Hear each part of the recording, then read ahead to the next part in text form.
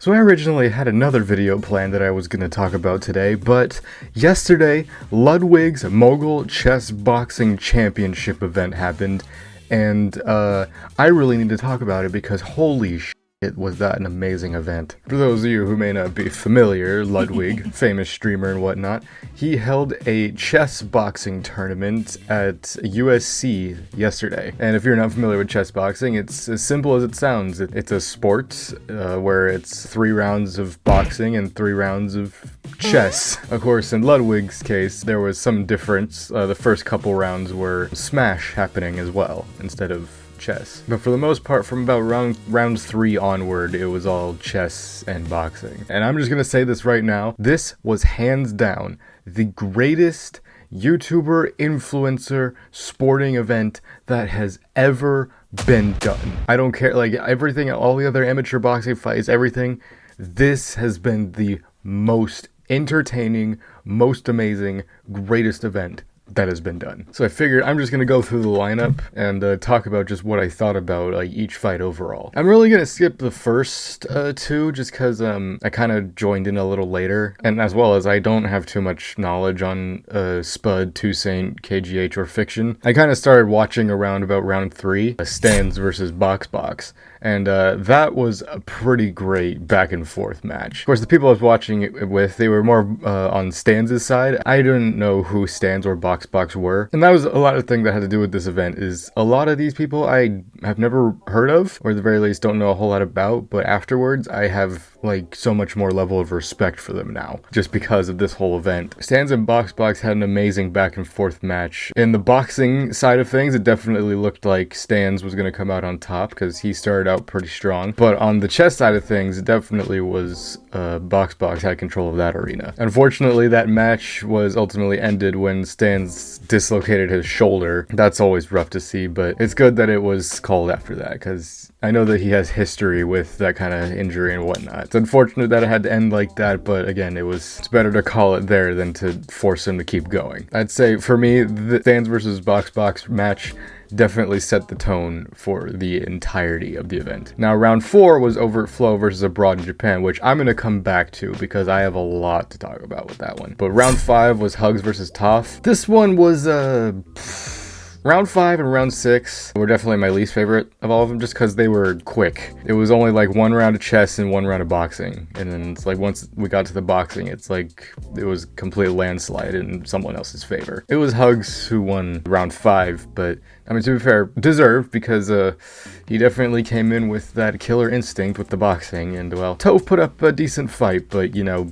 it is what it is. And then round 6 was Lawrence versus Aman. Both people who have a lot of experience with chess. Aman pretty much destroyed Lawrence. It was kind of a little bit of a robbery because it was a wave off, but Lawrence definitely probably could have kept going. He did start getting a bloody nose, and he was really pissed by the end. Like when the ref waved it off, he was just like, what? He eventually calmed down, but it's just like, but that's just part of boxing though. It doesn't matter if you're able to keep going. It's like if whatever the ref says goes. If you get waved off, you get that count, then you're done. And then round 7, the female match of the night, Dina versus Andrea. Now talk about a robbery. Both Dina and Andrea came into this fight definitely both really ready in their respective ways, because Dina definitely, she had the more experience with chess, and Andrea seemed like she was pretty experienced in chess, but was more experienced with boxing. It's so cool watching like female boxers do it, because like they do not hold back on like the roasting and everything. Like not even beef, it's just like these two like both just came for blood. Yeah, this is one of the few matches that actually went all the way. It went all 6 rounds, and it came down to the clock. Because definitely the play that was happening, Dina was definitely trying to hold down the chess arena, and Andrea was just trying to run out the clock on the chess arena so she could get into the boxing and try to dominate there. Which, to be fair, she was. Dina was getting in decent hits, but for the most part, it was Andrea's fight. But ultimately, where the robbery comes in is that it went all the way. We got to the last round of boxing, and Andrea was absolutely smoking Dina. Like, she was stumbling around the ring, she was spinning. Like, I mean, fair play to Dina. Like, she did not go down. Like, she stayed on her feet, but she was mainly just trying to survive in that ring, because it ultimately came down to that round of boxing, because the next round of chess, chess. Dina still had like a minute and a half left on her chess clock, and Andrea had like 10 seconds. So it was a gamble on Andrea's part, just trying to put it all into the boxing, which again, by the rules laid forth in the tournament, fair game, it was Dina's victory. She ultimately ran out Andrea's clock on the chess, and that went to her victory. Now, where the controversial thing comes in is just the fact that the last boxing match should have been waved off. Now, I know that Ludwig and all them talked about it's just like, if there wasn't a count or whatever, if like they weren't stunned, it's just like they can't wave it up. But like, going back to the previous match, Lauren and Amon, less happened in that fight to warrant a wave off. When they waved it off, it's like he was still able to keep going. Again, if that fight was at all like an extra like 30 seconds or anything, the match would have been Andrea's. Again, at the end of the day, rules laid forth, nothing we could do about that. It's Dina's match, fair game. Round 8. I'm still debating whether or not this is my favorite match of the night or not, but Churdleys versus Myth. Oh my god, this was definitely the funniest match of the night. Because Churdleys, he's just a walking enigma. He's just on a constant high of life. And Myth, he's in really good shape. He's just here. He's here to make a good show, and a good show it absolutely was. It was another match that went the entire 6 rounds, all the way down to the last second on the clock. And it was cool because there's definitely a bond that was formed between these two. This is probably like the first time they've met is this event, but now they're like probably like really good friends. Fucking Churdleys, he had no idea what he was doing when it came to the chess. Myth knew what he was doing, it's just Churdleys had no idea what he was doing. Like, he was constantly like looking at people like, is this the right move? The commentators said it best, it's just a boxing match with 2 minutes of rest in between. I was here for the boxing in this round because the last time we saw Churdleys fight was against Jay Swingler about a month or so ago. Churdleys didn't really get to do a whole lot in that match because Jay pretty much knocked him clean out within the first like 30 seconds of the match. But it's cool to see him actually show what he's capable of in this, fighting Myth. Because definitely one of the best parts of this match was Myth was landing a lot more hits on Churdleys, but Churdleys was hitting a lot more like power hits, hitting a lot of those like body shots that definitely were hurting Myth. It was just a really cool like sportsmanship from Myth as well, because like during the chess match, like he was actually just teaching him, he's just like as well just showing him like, hey, you do this move, like yeah, you can do that and whatnot. But ultimately like it came down to the boxing, and just like at one point during the final round they're both like just screaming at each other. Oh man, it was such a good match. Like ultimately it came down to Myth's victory. Churdley's clock completely ran out. I think Myth had like 3 minutes left on his. Churdley shook the hand and it was Myth's victory, but it was a well-fought match with Churdleys, and I just hope he continues to do boxing. Even though he's 0-2, that doesn't mean anything. If he's still passionate about it, still wants to do it, he's a crazy man, and I love seeing him do his thing. I definitely have a newfound respect for Myth as well. Now getting to the main event of the whole thing. Round 9, Toast versus Point Crow. Now, I'm fairly familiar with Toast. I was around during the whole Among Us era and whatnot. Point Crow, never heard of him though. But again, like much like a lot of people in this event, just even though I've never heard of him before, after this event, I have newfound respect for him. This was definitely quite the way to finish out the chess boxing portion of the event. It was definitely quite the final round, because it went the entire way, went all 6 rounds, and it ultimately came down to a checkmate, which was the first and only one where that happened, because all the other ones it came down to timeout or that they won during the boxing. But Toast ultimately checkmated Point Crow and he got the victory. But going into the boxing side of that match, it was rough because the match started with Point Crow hitting a nasty low blow on Toast. Fair play to Toast though, he got right back up and kept the fight going. There was a couple of just very scrappy and definitely unfortunate things that happened in that fight. You know, a couple back of the head shots, getting hit in the back. Definitely wasn't the cleanest of fights, but ultimately it just came down to the chess, which was cool. I'm not as familiar with chess. I'm much more familiar with boxing and whatnot. I was definitely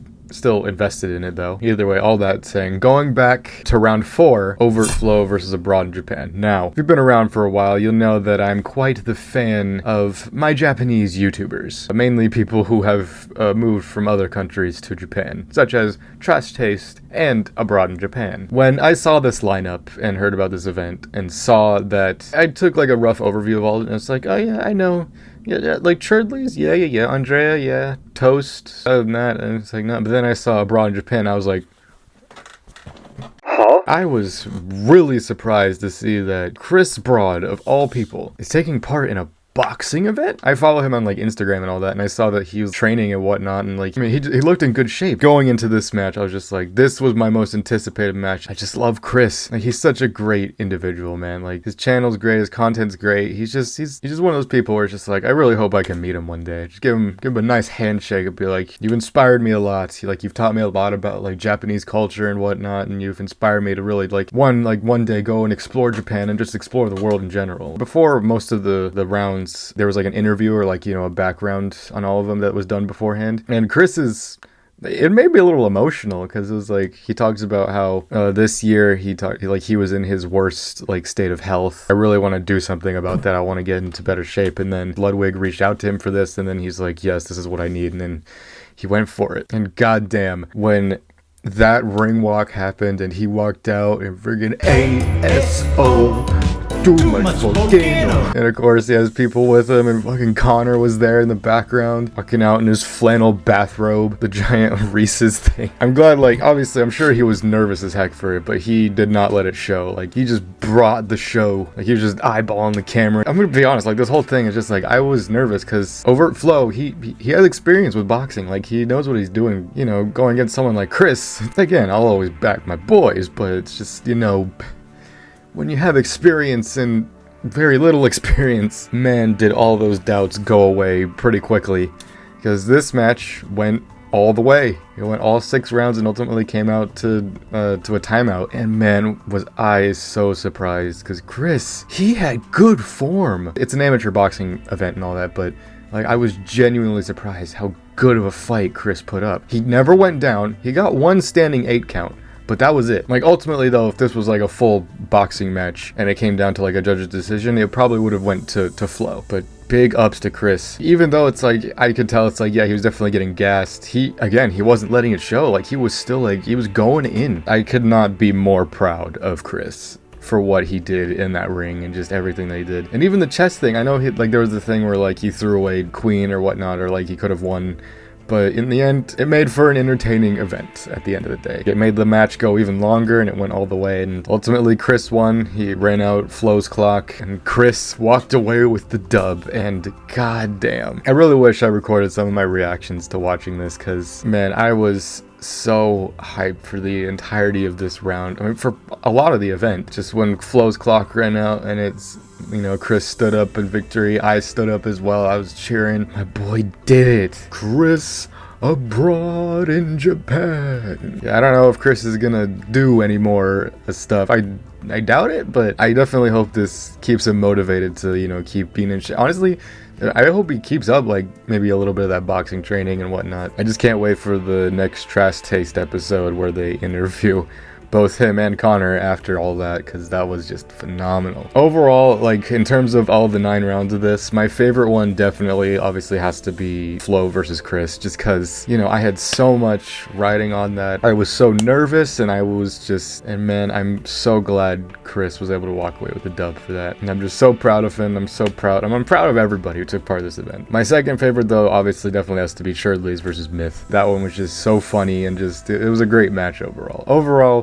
Everyone came, gave it their A game. Could a couple of the matches gone a little longer? Yeah, but I get that they're trying to preserve the safety, and you know, like, you don't want people to get like super messed up and whatnot. Overall, it was a great event, but to our surprise, it did not end there. After the end of round 9, Ludwig goes into the ring, you know, saying congratulations to everybody. And then Point Crow says something just like, hey, why didn't you fight? And then fucking Germa. I thought, and me and my friends thought, it's just like, are Germa and Ludwig about to square off right now? And ultimately, though, Germa just like, who in the crowd would like to fight Ludwig? And just a bunch of people raising their hands, and then the camera pans over to this one part of the arena, and you see a lone Sea Dog VA raising his hand. Me and my friend right next to me is just like, dude, they should get Connor or whatnot. I'm just like, would they though? I don't know. Lo and behold, Germa makes a beeline right for Connor, and oh my god, my reaction, I was about to cry. I was like, this is the greatest moment of my life. It's like, not only is Connor getting the chance to step in the ring, but it's not, obviously it wasn't a boxing match, but it was a slap match and then a chess match. That easily has to be in YouTube history. And just what an amazing thing for Connor. Because Connor, out of all the people in Trash Taste, Connor's been the one that I've been watching for the longest time. I think he was barely on like 10,000 subscribers when I started watching him. I just remember being there just for the whole event, just being like, I raised that boy.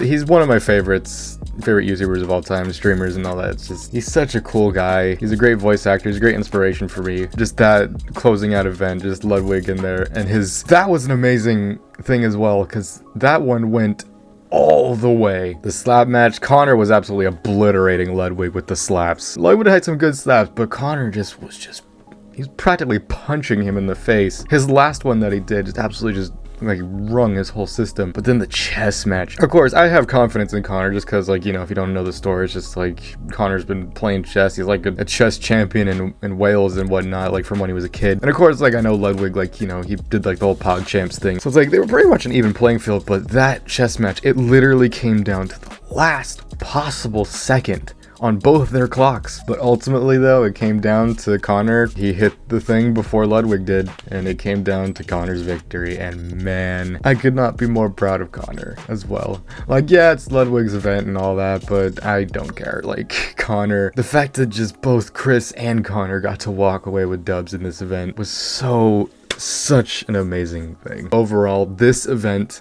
like I said in the beginning, it has been the greatest YouTuber, influencer, sporting event, at least I have ever seen, and I think has ever been done. This had everything. When I think sports entertainment, this is it. I really hope they do more of these in the future. This was so much fun. I would honestly love to actually be there. Like, this is the only time I've ever watched anything sports related and actually felt like a sports fan, you know, standing up, cheering, and like yelling at the TV. And I can't wait to hopefully see more Mogul chess boxing championships in the future. So thank you all for joining me on this. I'm Lancer.